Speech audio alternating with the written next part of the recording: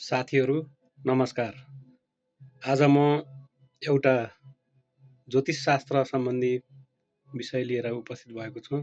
ज्योतिष परामर्श सेवा कार्यक्रम युट्युब मार्फत नियमित रूपमा अब आउनेछ र ज्योतिषशास्त्रका बारेमा केही कुराहरू जानकारीहरू राख्नेछौँ र श्रोताहरूले सुनिसकेपछि प्रतिक्रिया दिनुहोला र आफ्नो बारेमा भविष्य विगत कस्तो थियो, भविष्य कस्तो हुन्छ र उसको भविष्यमा लाभ हानि र प्रगति कस्ता छन् लगायतका विषयहरू तपाईहरुले सोध्न सक्नुहुनेछ र यसरी सोध्नको लागि जन्म मिति समय एक्चुअल दिनुहोला, जे हो त्यो दिनुहोला र एएम र पीएम पनि दिनुहोला। त्यसरी दिनुभयो भने अर्को अङ्कमा तपाईले सोधेका जिज्ञासा प्रश्नहरू हामी दिनेछौँ र यस श्रृङ्खलामा भने म तपाईहरुको माझ एउटा सामान्य ज्योतिषीय सम्बन्धी सामान्य विषय लिएर उपस्थित भएको छु। ज्योतिषशास्त्रका सैद्धान्तिक मान्यता अलि लामा हुन्छन्, म छोटोमा सामान्य विषयतर्फ लागे। ज्योतिषशास्त्र अनुसार कुन बार जन्मिएको व्यक्तिको स्वभाव, चरित्र, उसको प्रगति कस्तो हुन्छ भन्ने कुराहरू म यहाँ पस्कन चाहन्छु। कुन बार जन्मिएको व्यक्ति कस्तो स्वभावको हुन्छ र कस्तो प्रगति गर्दछ भन्ने बारेमा। 7 बार रहेका छन्, 7 बार मध्येमा कुन बार जन्मिएको व्यक्ति कस्तो हुन्छ। यसमा रहेको छ आइतबार जन्मिएका व्यक्ति, जन्म लिने व्यक्ति चाहिँ तेजस्वी हुन्छ, थोरै कपाल भएको हुन्छ, पित्त प्रकृतिको हुन्छ, उत्साही हुन्छ, दानदाता हुन्छ, कुनै पनि कार्य गर्नमा साहसी सुरु हुने, चारित्रिक शुद्धता भएको, उच्च पद प्राप्त गर्ने हुन्छ, यश पाउने, नाना प्रकारका सम्मान पुरस्कार पनि पाउने हुन्छ आइतबार जन्मेको व्यक्ति। त्यस्तै सोमबार जन्म लिने व्यक्तिको चरित्र कस्तो हुन्छ भने ऊ घोर वर्णको हुन्छ, शान्त प्रिय हुन्छ, स्वभावको हुन्छ, प्रिय वक्ता हुन्छ, छोटो कदको हुन्छ, चतुर हुन्छ, विद्वान हुन्छ, कामुक पनि हुन्छ, विदेश यात्रा बढी गर्ने हुन्छ, सुख दुःखमा समान दृष्टि राख्न सक्ने, यशस्वी र सुखमय जीवन व्यतीत गर्ने हुन्छ।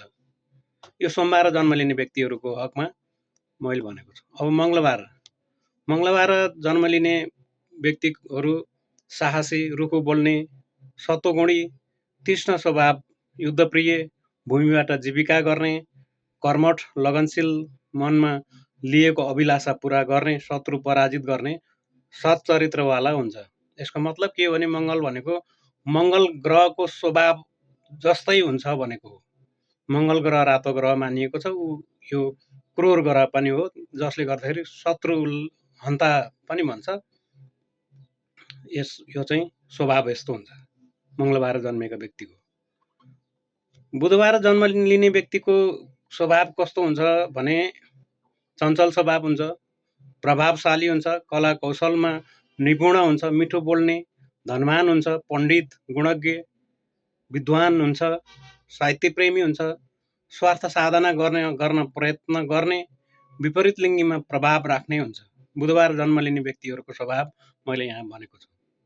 त्यस्तै बिहीबार जन्म लिने व्यक्तिको स्वभाव कस्तो हुन्छ भने बिहीबार जन्मिएको व्यक्ति गोरो वर्णको र हुन्छ, गोरो वर्णको पनि हुने गर्छ, विद्वान, सुन्दर, इच्छा शक्ति गर्ने, धनी, सर्वगुणले सम्पन्न, गुरुजनको प्रिय, लोकमान्य हुन्छ, छोटो गर्दन हुने, काममा चतुरताका साथ कार्य सम्पन्न गर्ने हुन्छ, काम वासनामा लिप्त भएको, विद्वान, सबैको प्रिय पात्र हुने, विदेश यात्रा बढी गर्ने र बढी इच्छा गर्ने तथा साधन स्रोत नभए पनि धैर्यतामा विश्वास गर्ने हुन्छ। बिहीबार जन्म लिने व्यक्तिहरूको स्वभाव चरित्रको बारेमा मैले यहाँ बताएँ।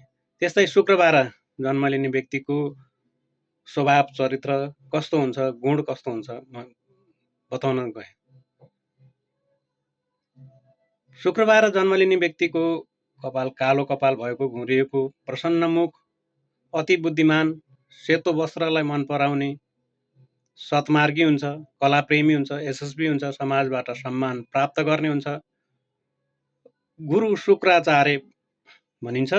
शुक्र ग्रहको बारेमा बताउँदैछु। गुरु शुक्राचार्यको चरित्र जस्तो थियो। शास्त्रास्त्र गर्ने हुन्छ, शास्त्रप्रेमी हुन्छ, असाध्यै शास्त्रको धेरै ज्ञान भएको हुन्छ। अब म शनिबारको बारेमा बताउँछु। शनिबार जन्म लिने व्यक्ति कस्तो हुन्छ भने व्यक्ति तेजस्वी हुन्छ, साहसी हुन्छ, जवानीमा नै शिथिलता भएको अनुभव गर्ने, सच्चरित्रवान, उच्च पद प्राप्त गर्ने, क्रोधी, कामुक हुन्छ। मैले यो अङ्कमा 7वटा बारमा कुन बार जन्मेको व्यक्तिको स्वभाव चरित्र कस्तो हुन्छ भन्ने बताएँ। अर्को अङ्कमा मैले महिनाको विषयलाई लिएर आउनेछु, कुन महिनामा जन्मेको व्यक्तिको स्वभाव चरित्र कस्तो हुन्छ। बाँकी अर्को अङ्कमा सुनौला। तपाईँहरूलाई जिज्ञासा लागेका प्रश्न केही सोध्न मन लागेका कुराहरू छन् भने जन्म मिति, समयको पनि AM र PM लेखेर पठाउनुहोला अथवा फोन गर्न सक्नुहुन्छ। मेरो फोन नम्बर रहेको छ 97453 50 750 97453 50 750 रहेको छ।